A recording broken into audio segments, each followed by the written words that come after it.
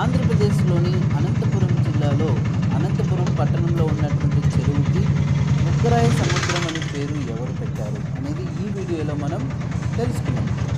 భారతదేశంలో క్రీస్తు శకం 1344 సంవత్సరాల తరువాత మన దేశ పాలన చక్రవర్తులు, రాజులు, సామంతులు కొన్ని దేశాలు, ప్రాంతాలుగా పాలించుతున్నారు.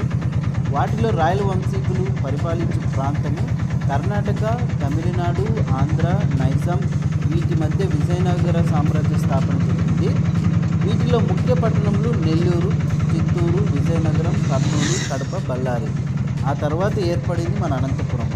ముఖ్య పట్టణంగా చేసుకొని రాయల వంశీకులైన హరహర రాయలు, బుక్కరాయలు, శ్రీకృష్ణదేవరాయలు, పెద్దరాయలు, చిన్నదేవరాయలు ఈ రాజ్యాన్ని పాలించినారు. వారిలో బుక్కరాయలు రాజు ఆనమంత్రి చిక్కప్ప వడియార్ పాలనలో బుక్కరాయల పేరు మీద